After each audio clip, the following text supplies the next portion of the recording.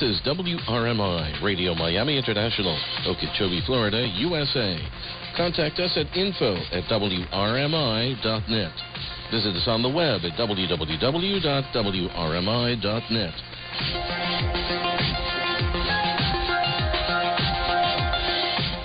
WRMI presents the opening of the National Association of Shortwave Broadcasters 2022 annual meeting at Radio Free Asia in Washington, D.C. Here's A.J. Janacek of RFA. Good morning, everybody, and welcome to Radio Free Asia and NASB 2022. Now, I know you're all talking, and I didn't mean to cut you off, but the president of RFA should be up here at about 12:05. But some important announcements for everybody before we begin. Each and every one of you gets an RFA bag, and inside of that bag is our B22 schedule. There's also our current QSL card, and is it Fessenden that's the radio pioneer on that card? Ongtu? Okay, so you know. There's also our 2020 Olympic pin in there, so that's for you to take home and do as you please with. There's also a credit card-sized monitor cleaner. So we're going to do this morning the introduction of RFA's president, who will have some opening comments. Then we have representatives from 4 out of our 9 services in the back corner, and they'll come up and give a brief overview of their services and how shortwave helps them, or discuss something else too, I suppose. So after about 5 minutes, then they'll open it up for any questions that you have. And after we go through the 4 of them, both Ongtu and Brian, who's in the back someplace, we'll take those that want on a brief tour of our facilities. You'll see our master control. You'll see how we've incorporated video into our standard audio studios. So we do, in essence, simulcasts, streaming, and Ongtu and Brian are probably the best guys at RFA to answer any questions you might have. We did have a question about can we take pictures?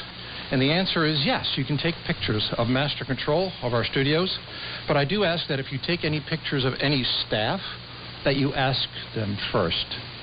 You know, our broadcasters are sometimes working in a very hard situation, trying to keep the safety of their family at home in Asia safe, and then also to continue doing their own job. So I don't think I need to say any more about that. But the last time NASB was here was 2015. Some very familiar faces, and I think many of you probably know quite a bit about RFA already. We'd like to welcome our friends from Belgium, from France, and from the United States. Ongtu, who is my right-hand guy, and I rely on him immensely, is formerly a Burmese broadcaster with RFA. So he's been around. Bay, thanks for coming.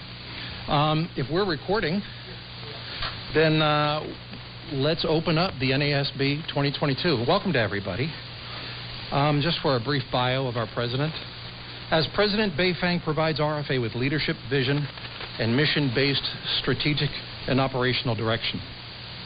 She first came to RFA as managing director for East Asia, overseeing the management and editorial content of RFA's 5 East Asian language services. She went on to become RFA's executive editor, supervising coverage across all of Asia. Now, she began her 20-year career in journalism as the Beijing bureau chief for the U.S. News and World Report, where she won the Robert F. Kennedy Journalism Award for her story, China's Stolen Wives. She went on to cover the wars in Afghanistan and Iraq for U.S. News, and then became the diplomatic correspondent for the Chicago Tribune. Before coming to Radio Free Asia, she also served as a Deputy Assistant Secretary of State, overseeing public diplomacy and public affairs for Europe and Eurasia. Beifang earned her undergraduate degree at Harvard University and was a visiting fellow at Oxford University and a Fulbright Scholar in Hong Kong. She's a trained French chef at Le Cordon Bleu in Paris. No, she's not making dinner. And also holds a brown belt in Kung Fu. Ladies and gentlemen, the president of RFA, Beifang.